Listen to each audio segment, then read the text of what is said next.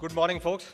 It's a very interesting conversation topic that has put up for me like every time to, like a good consultant, I'll put up 10 slides to come up with 10 things that e-commerce needs to look up to in 2023. So a lot of this is based on the research we've recently done on how India shops online, 2022 edition. I think this has been the last 2 years, or rather the last 1 year, even more so, has been the crucible for e-commerce in India. We've seen acceleration, we've seen the jump of at least a year in terms of growth. And as I start, I think my every presentation for the last many years in any retail forum, I am very bullish on India, and I continue to be. And I think every time I speak to clients, companies, and we hear the fact that it's only the large guys going, or it's only the small guy going, are we too late to the party? Well, the party is just getting started. Right? So there is a lot more to go. So with that, I'll hang into what we've seen as some of the trends, some of the numbers. Again, as I said, pardon the consulting slides that you will continue to see. These are available in our Shops Online report. I think fundamentally, the point being, it's large. And I heard a number of 400 billion e-commerce earlier, very much. Within that, e-retail, what we consider pure shopping between categories, about a 50 billion in 2022. Growing very fast, continues to maintain 25-30% CAGR. The category mix has changed and evolved. There is a lot more that's happening. The market has come a long way from being only a consumer electronics market to a much more balanced fashion electronics, grocery, which is one of the changes that we've seen over the last 2-3 years. Again, I think, is there a slowdown over the last 6 months? That is the question that lots of people ask, but everything's opened up. People are going back to shopping like they were. Well, you were on a 50 kilometers per hour zone. You moved onto the highway, got to 100 kilometers. When you come back to the city, you get 70 kilometers. You're unhappy about it, but you're not cruising at 50 anymore, right? You're at 70, you'll still get to the destination faster. It will build there. You weren't expecting the 100, you got the 100. Be happy about the highway that came in between, but it's on with building. I think there is a lot of fuel that's remaining. We will continue to see some of the other categories, especially fashion and grocery, continue to fuel this growth as we build out further. I think while we've seen this growth, why do we continue to feel excited about it? I think the fundamentals are all very much in place. As I say, India is the longest held promise that's been held, and it continues to be held. Right? It is still a promise. It will continue to deliver for a very, very long period of time. It is now the third largest number of online shoppers. Right? So we've got about 180 to 190 million shoppers, online shoppers. It is the third largest base. We expect it to surpass US and become the second largest base soon enough. But when you look at it from just per capita income, we are far behind, but we are growing fast. We are $2,000 getting closer.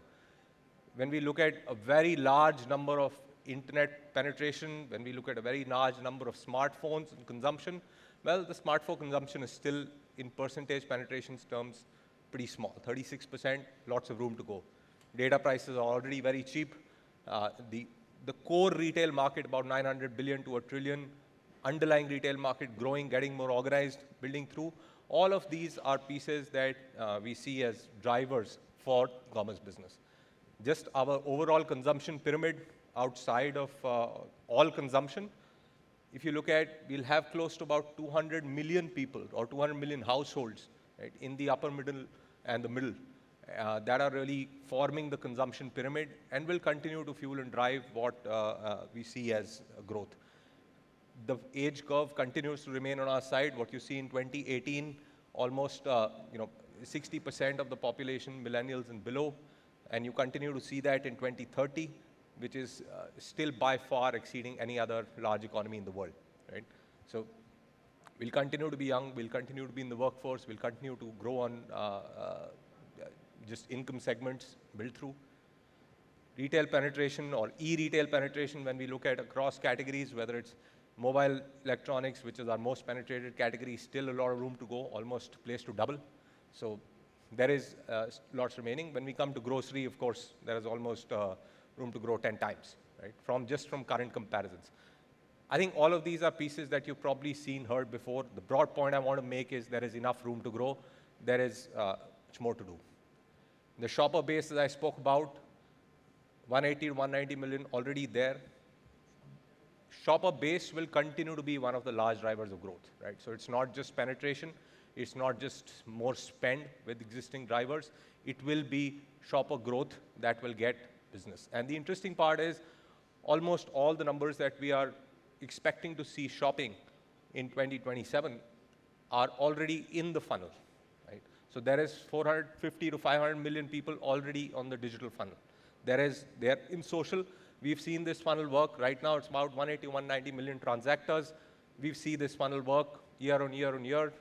People come in from the top, and they continue to expand and get into the product transaction funnel. 60% of people on social media, why we hear a lot of it, have shopped. 60% of them did not shop. That's the opportunity to build down with, right? So the shopper base will continue to build. Again, pardon the small text on this, but really 3 phases that we've seen, right? And I want to call this out to say that pre-2015, and a lot of us in the room, or maybe some of us in the room, are old enough to have seen the 2000 bust and boom as well, and I will go all the way back till there.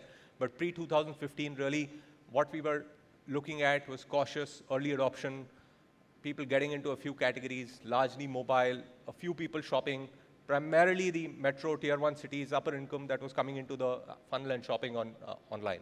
Largely driven by horizontals, some vertical experiments, not really very successful, I would say, at the very start. The operating online marketplaces started to build and grow. 15 to 20 saw significant expansion, right? You moved into tier 2, you moved into massification. As we looked at it, the number of shoppers built out, categories grew. It grew beyond mobile and electronics into fashion, into grocery in a much more meaningful way. Vertical players became more serious, started to win in many dimensions and spaces. I think what we've seen 2020 onwards is really both an increased massification and an increased stickiness.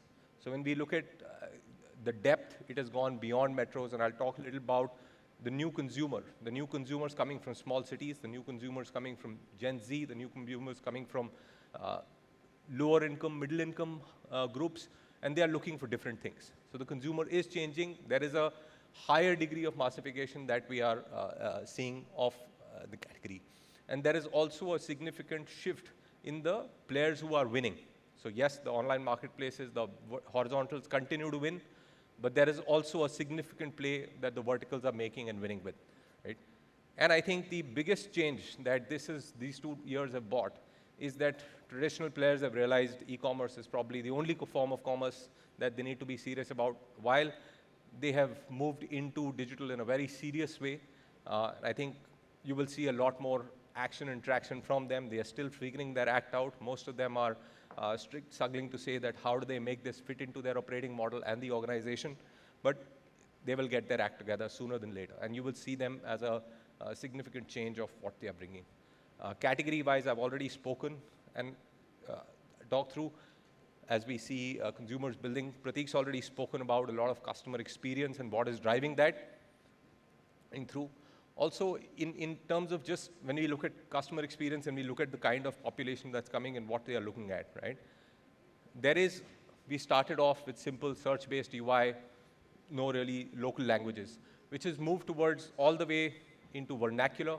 It has moved all the way towards image search. It has moved all the way towards AI-based. And I think there are different cohorts looking for that in very different ways. None of them, I can say today, is at huge amounts of scale. At the same time, none of them are at small scale anymore, right? So they are in a place where you need to be worried and bothered about. Logistics, this year, even more so with quick commerce, has gotten to ultra-fast delivery, less than 30 minutes. But the consumer expectation is getting shaped around 0 to 2 days, 1 day delivery in a lot more way. Tech architecture has become a lot more modular. UI, UX has gotten separated. There is modularity in the entire tech stack that you're seeing coming in. I think payments is another big change we're seeing, moving from just affordable pricing and discounting into a space of saying that, okay, UPI, digital wallets, et cetera, up to where credit is now fueling the business in a significant way.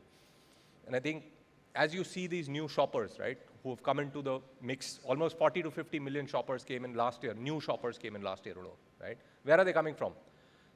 Almost 60%, greater than 60%. 3 out of 5 of them are coming from smaller cities. And when I say smaller cities, it's all the way down to tier 3, 4 rural, right? So it's not just a tier 2 kind of city. 1 in 3% of them are younger. They are the new breed of digital natives, right? They are not the old breed of digital natives. They are the new breed of digital natives, right? Who've grown, built. That's the only life they've known, built out. The ones who are maturing, they are spending much more time.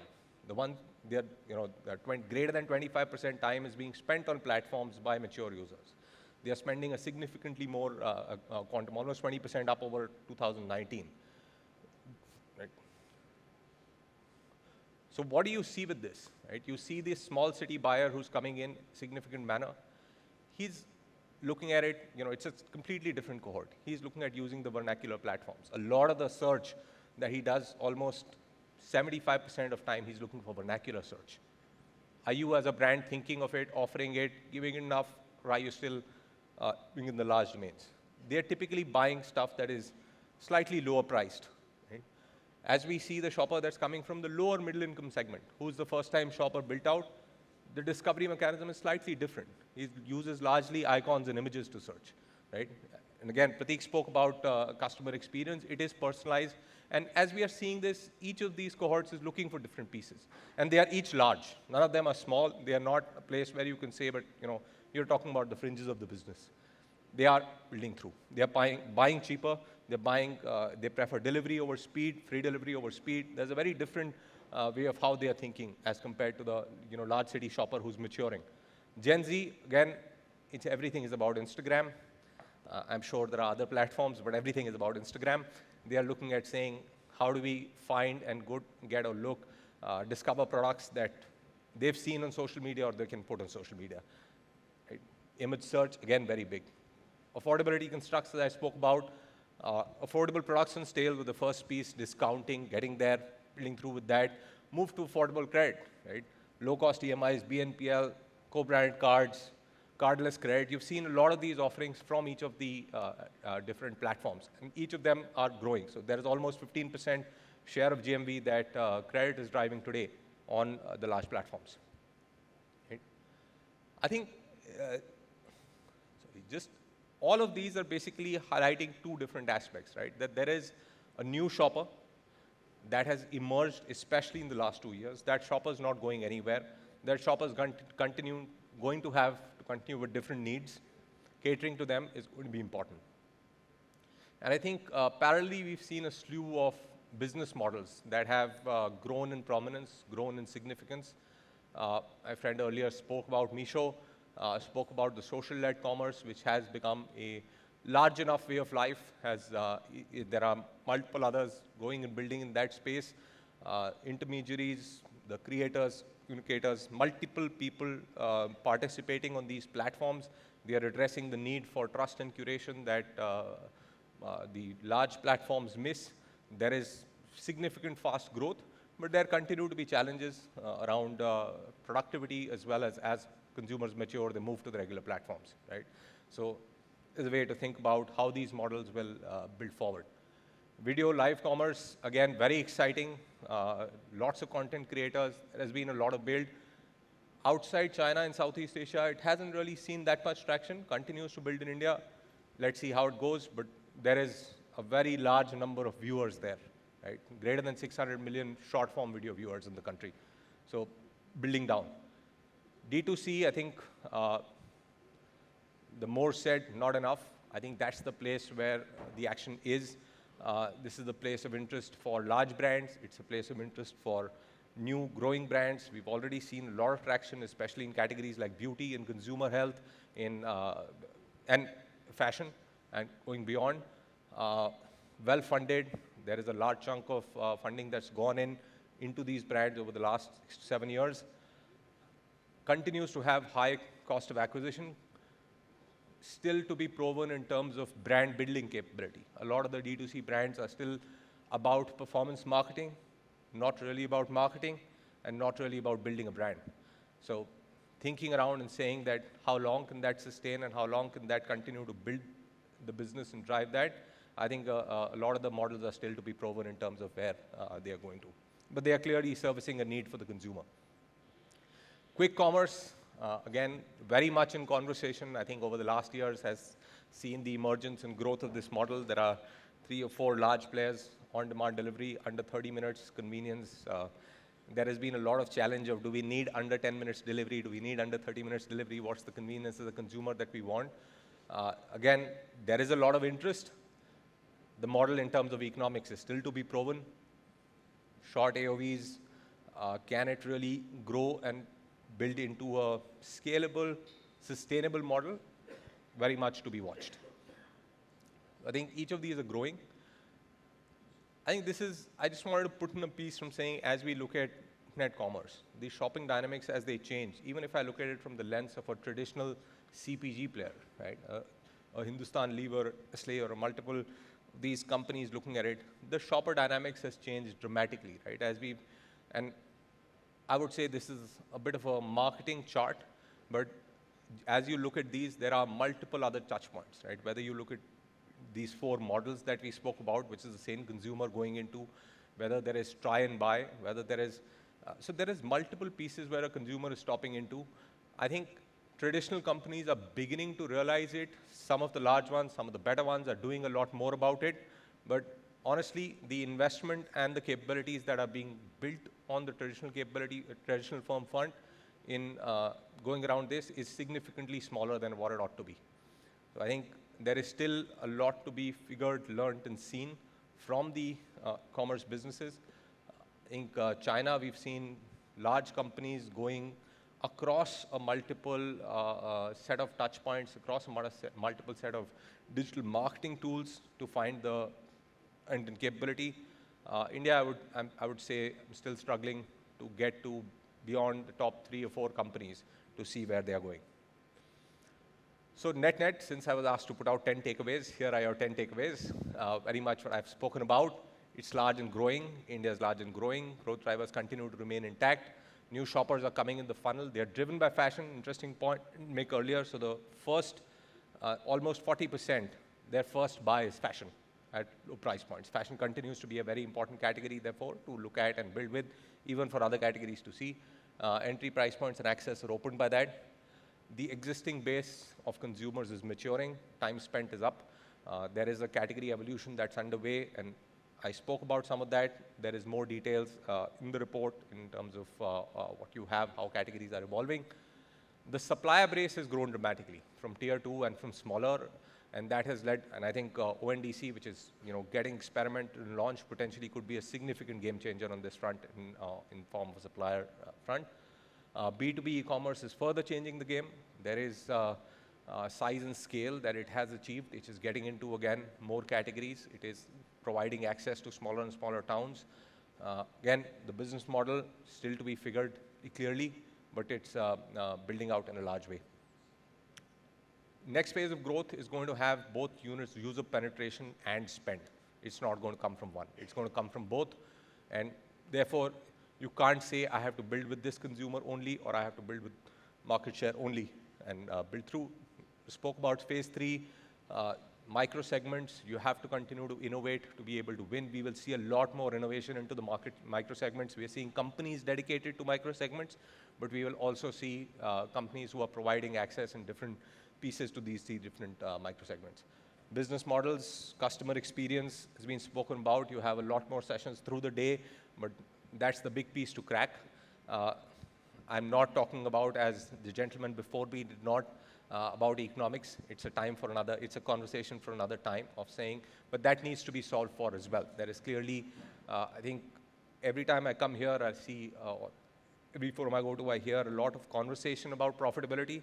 Because as I talk to consumers or as I talk to other companies, clients through the year, I think the focus on growth far presumes anything else. But that's something to be built out.